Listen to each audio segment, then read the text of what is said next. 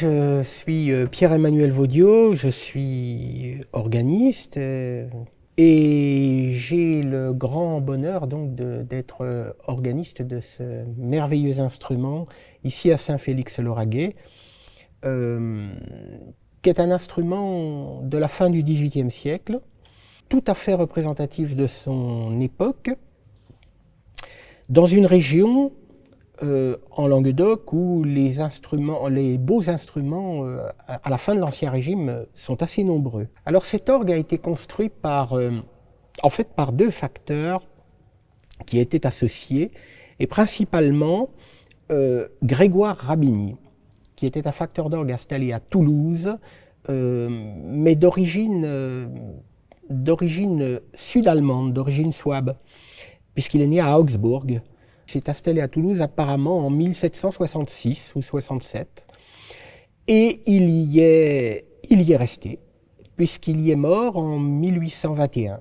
L'orgue a donc été commandé par le chapitre de chanoines, puisqu'ici c'est une collégiale où il y avait un chapitre important de chanoines, depuis le XIVe siècle et jusqu'à la Révolution française.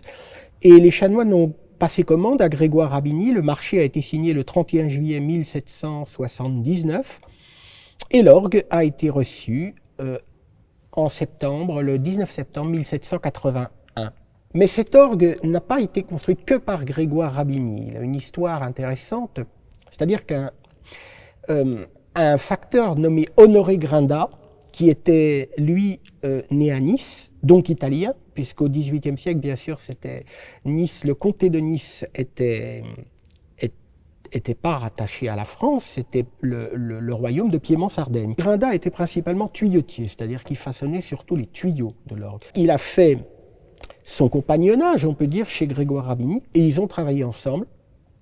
Et cet orgue est leur première réalisation commune. Mais l'intérêt de cet orgue aussi, c'est qu'il constitue malheureusement aujourd'hui le seul témoignage de l'art de Grégoire Rabini. C'est-à-dire que c'est vraiment le seul instrument qui soit conservé, parfaitement conservé, qui a été restauré somptueusement et donc remis scrupuleusement dans son état d'origine de 1781. Ici, à Saint-Félix, l'instrument est conservé à 85%, on va dire, si ça veut dire quelque chose, de son matériel d'origine, et a été somptueusement restauré donc par le facteur Pierre Vial. Pierre Vial, qui est facteur d'orgue dans le Gers, à Florence, et qui a fait ici une restauration vraiment exemplaire pour un instrument de la fin du XVIIIe siècle. Et c'est un instrument qui est extrêmement attachant. Pour ma part, je pense que c'est, et de loin, un des tout plus beaux instruments de cette époque, de la fin du XVIIIe siècle, du midi de la France, incontestablement. Les facteurs venaient avant tout sur les lieux. La première chose, évidemment, c'est l'adaptation à l'édifice, parce qu'un orgue, un orgue n'est pas n'importe quel orgue. Enfin, chaque instrument est particulier et unique. Et il est destiné à sonner dans un endroit particulier, dans un édifice, avec son volume sonore, son acoustique particulière. Acoustique très belle ici, dont on a beaucoup de chance, qui est due à une voûte qui est de lambris en bois, et ce qui donne un côté sonore très particulier et une acoustique à la fois qui respire merveilleusement sans être trop réverbérante et en même temps très claire et qui respire beaucoup. Dû au bois, certainement. Je peux vous faire entendre, par exemple, les merveilleux jeux d'anges de l'orgue, qui ont un côté, alors pour le coup, un petit côté ibérique, on n'est pas très loin de l'Espagne ici, avec des jeux d'anges extrêmement caractérisés, et d'une très grande pureté. Ou encore, des fonds extrêmement soyeux, extrêmement enveloppant, un fond d'orgue, pour le coup, qui peut faire un petit côté Allemagne du Sud, une qualité de jeu de fond très enveloppante.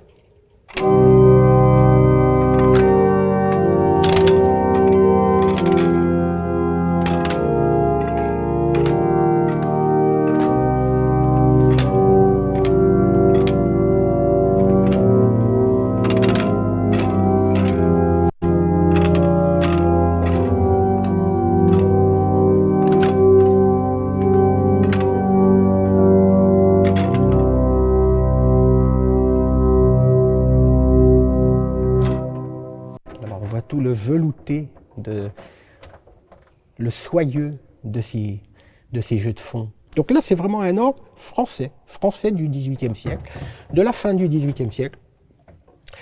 Alors, donc vous pouvez voir la console avec ses 3 claviers et ses tirants de jeu à l'ancienne, qui est tout à fait caractéristique. Ces tirants de jeu, mais à quoi ça sert? Ça sert à sélectionner les timbres et les sonorités. La base, c'est que l'orgue, évidemment, est un instrument avant, et que ce sont des tuyaux qui produisent le son.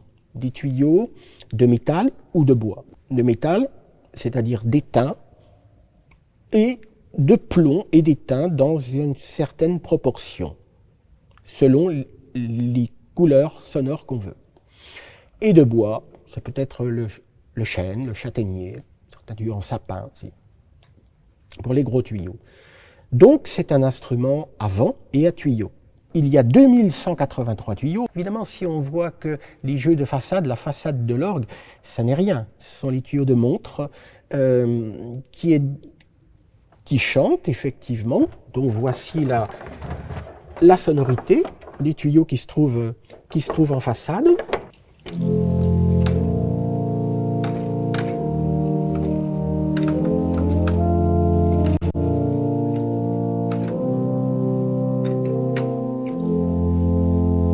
Mais derrière, il y a un très très grand nombre de tuyaux de formes très différentes et qui sont groupés par famille. Ici, chaque clavier possède 50 notes. Alors, imaginons que chaque jeu possède donc un tuyau par note, donc 50 tuyaux. Ici, il y a 32 registres. Alors tout de suite, on peut faire le calcul en multipliant 50 par 32. Et là, on comprend beaucoup mieux, ah oui, quand même. Mais c'est pas si simple que ça, parce que certains jeux ne commencent qu'au milieu du clavier, à ce sol notamment, et ne sont destinés à être joués que de la main droite, par les dessus, et le 3e clavier de récit lui-même ne commence qu'au sol. Et puis il y a certains jeux, comme les pleins jeux par exemple, où sur un seul registre, sur une note, vous avez une seule note, vous avez 9 tuyaux au grand orgue, ici il y a 9 rangs, qui parlent ensemble, et 7 au positif. Alors vous voyez tout de suite ce que ça peut donner. Je vais vous faire entendre d'ailleurs comment se forme ce plein jeu. Tant au grand orgue, le grand buffet copositif qui est dans mon dos, qu'on appelle pour cela le positif de do, le premier clavier. Donc voici la formation du plein jeu. Je prends une note quelconque.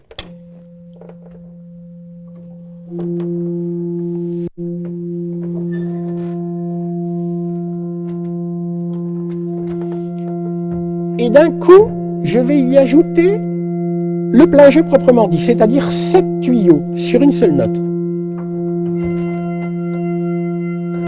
Même chose au grand orgue.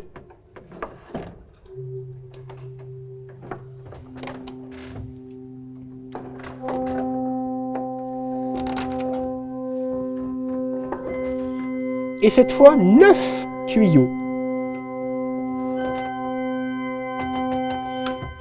Et le tout forme un mélange cohérent.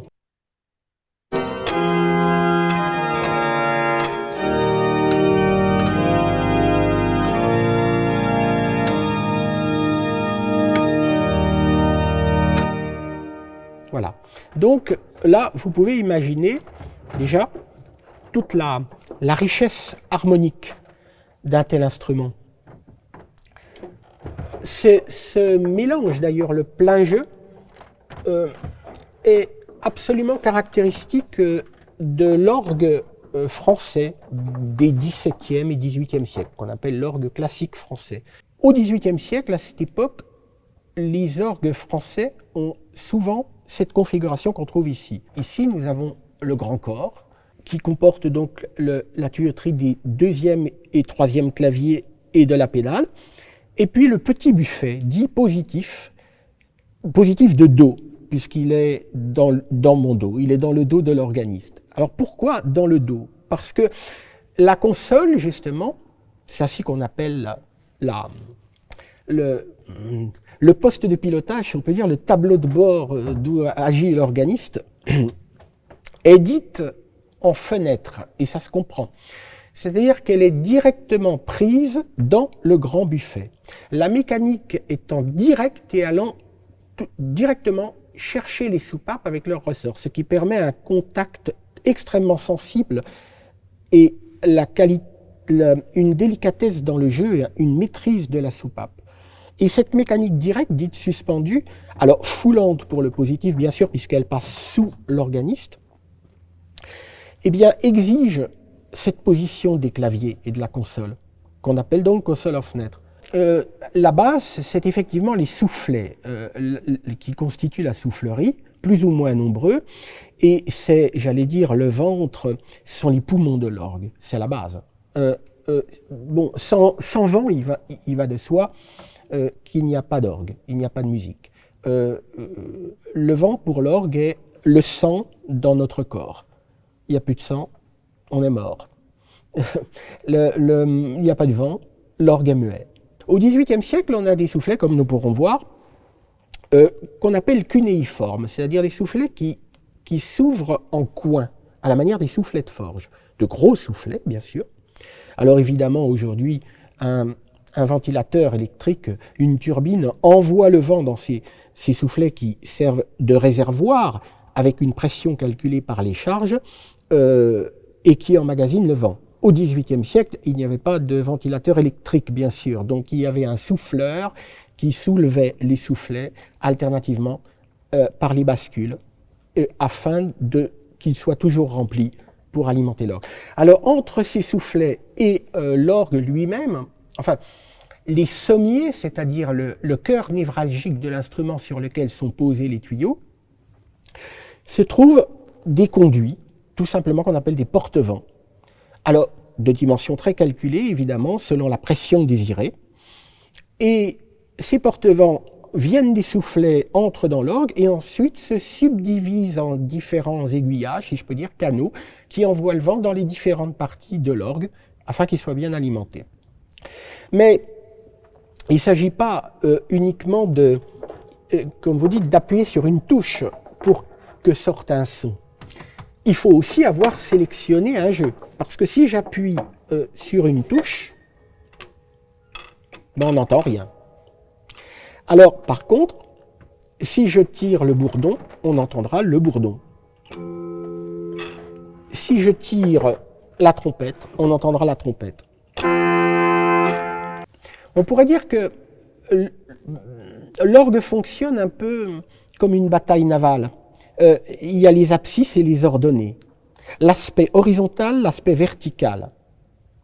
Alors, l'aspect horizontal serait les jeux, quand on sélectionne les registres, et l'aspect vertical, les notes.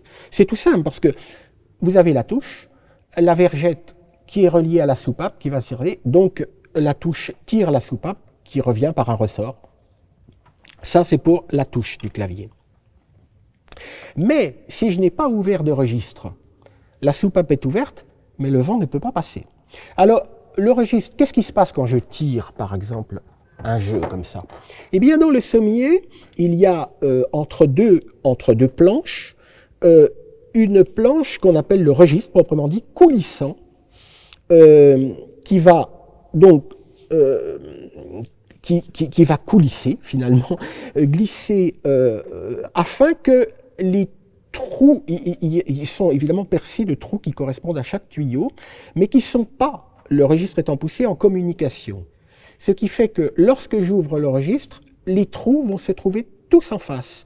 Et là, quand je prendrai telle ou telle note, eh bien on entendra les jeux dont le registre a été sélectionné, a été tiré. Donc, c'est exactement le principe d'une bataille navale. Ça fonctionne pour les sonorités, pour les timbres de manière horizontale, et pour les notes, chacune des notes, de manière verticale. Et c'est la combinaison d'un jeu tiré et d'une soupape ouverte, c'est-à-dire d'une touche enfoncée, eh bien, qui va permettre au vent d'entrer dans le tuyau. Le vent étant amené donc directement des soufflets par ces porte-vents dans ce qu'on appelle les sommiers. Un orgue est unique, il a été fait pour tel lieu, il a été fait par tel facteur, et il a été fait à une époque donnée, dans un style donné, et il ne ressemble à aucun autre. Et c'est donc à l'organiste, évidemment, de s'adapter à l'orgue qu'il joue, et jamais l'inverse. Et là, on a donc un orgue typiquement français de la fin du XVIIIe siècle. Alors, en l'occurrence, ici, à Saint-Félix, il y a 32 registres. Ce qui veut dire que vous avez au pédalier, au petit clavier de pédale, puisqu'il est juste de 15 notes ici, d'origine, vous avez 4 jeux. Au positif, dans mon dos, vous avez 10 jeux, au grand orgue 13, et 5 jeux, mais en fait, plus exactement 3, mais dont certains rangs de l'un d'entre eux, le cornet, sont séparés. Voilà, ce qui vous fait, si vous additionnez, 32 registres. Il y a un jeu au récit, le hautbois, la forme que nous verrons peut-être, du jeu, avec un double cône sur le support, produit une sonorité assez particulière, qui est une sorte de musette. Enfin, c'est un hautbois, mais vous allez entendre, j'y trouve, mais c'est personnel.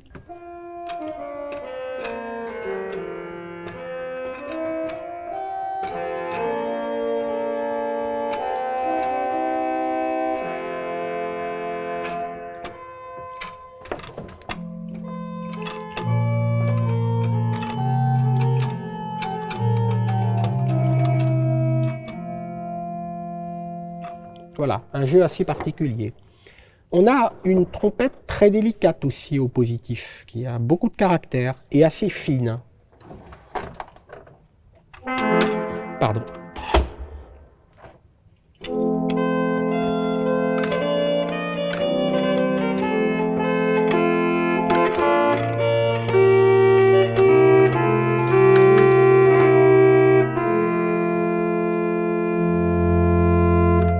Un jeu bien typique. Je peux même dire tellement beau que j'en suis accro quelque part.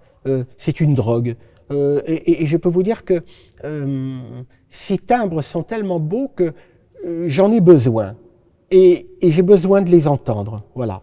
Alors, la montre, tout simplement, qui est d'une grande pureté au grand orgue.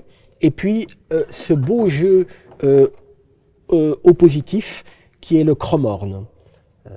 Un jeu d'anche bien typique de l'orgue français baroque et classique, et qui est ici particulièrement réussi, particulièrement riche et timbré. Justement, je vais l'accompagner par la montre.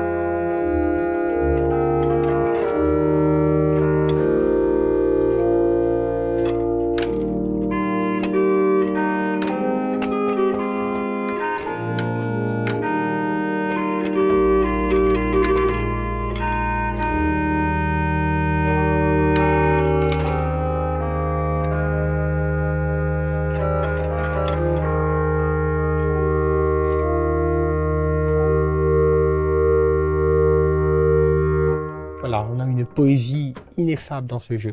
Ou encore le jeu de flûte allemande. Et cette flûte allemande a une finesse merveilleuse,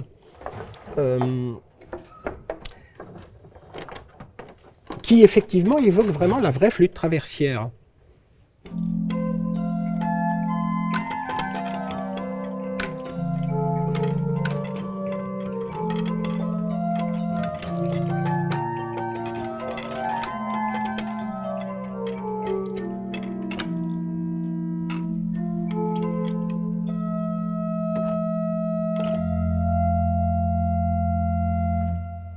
très grande pureté, très grande délicatesse. Et il y a néanmoins des règles, bien sûr. C'est-à-dire, on ne mélangera pas certains jeux avec d'autres, ce qui serait très laid.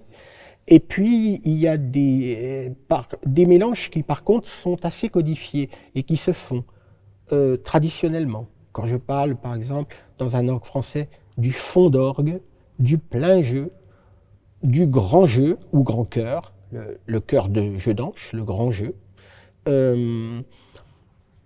Ensuite, du jeu de tierce ou des jeux de tierce.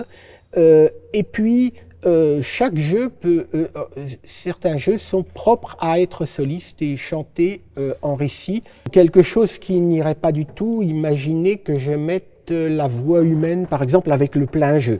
Ce sera quelque chose d'assez abominable.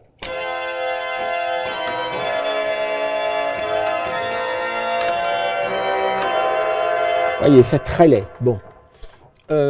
Parce que c'est absolument pas fait pour. On pourrait mettre aussi une tierce, par exemple, avec... et là, vous allez entendre quelque chose de très particulier. Une tierce avec un hasard, qui est la quinte.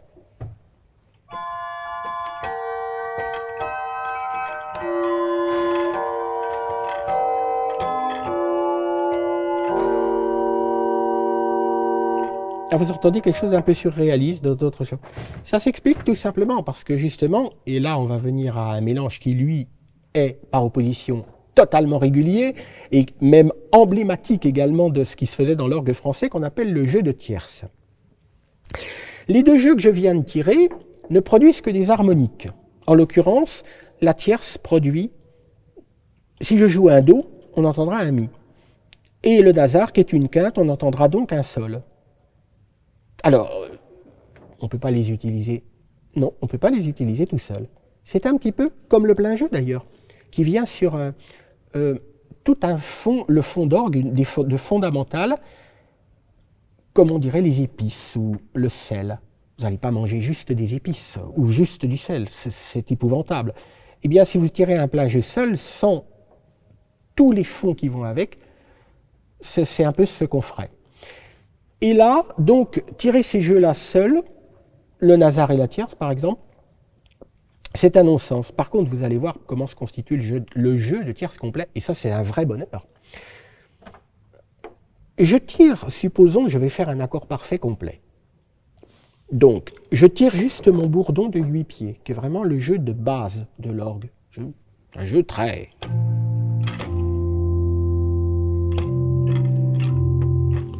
Et je vais faire donc un accord parfait de Do majeur, avec la fondamentale, l'octave, la quinte, la double octave, la tierce et la double quinte. Je fais mon accord. En jouant, évidemment, je n'ai tiré qu'un seul jeu, donc je jouerai toutes les notes.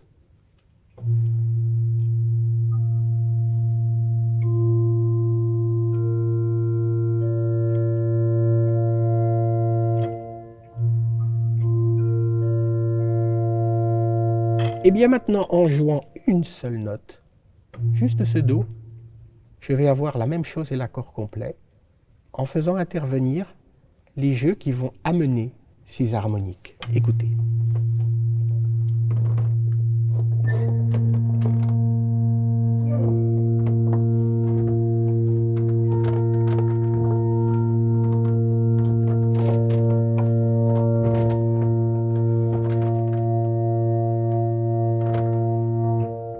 Et ces jeux qu'on a constitués donc par, en l'occurrence, là j'ai mis donc 6 rangées, c'est-à-dire que sur une note, 6 tuyaux parlent, qui donnent toute une note différente et forment en quelque sorte un accord, est homogène, s'appelle le jeu de tierce. Et ce jeu de tierce, on peut le faire entendre, accompagné par des jeux doux, à différents registres, tant en dessus, joué à la main droite, que notamment dans un mélange très beau dans l'orgue français du XVIIe et début du XVIIIe siècle qu'on appelle la tierce en taille, c'est-à-dire la taille étant la voix de ténor.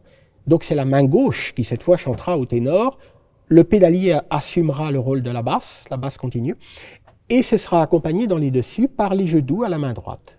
Et voilà. Et vous allez voir que justement, là j'ai tiré 6 registres qui ont amené des harmoniques, mais le génie du facteur d'orgue est qu'on n'entend pas ça plus ça plus ça plus ça. Ça serait affreux. Mais tout ça forme une synthèse et une sonorité vraiment propre et vraiment homogène, qu'on appelle donc le jeu de tierces, que vous allez entendre donc ici chanter à la main gauche, en taille.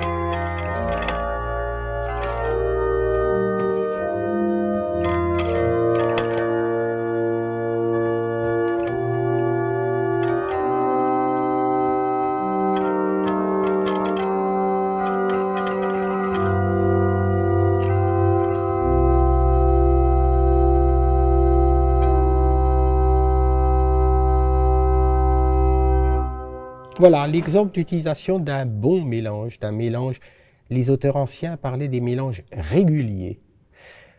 En l'occurrence, ce jeu de tierces se jouait en taille, qui s'appelle la tierce en taille. D'accord. Est-ce qu'on prend les mélanges, on va arrêter ici pour faire tous les plans, tous les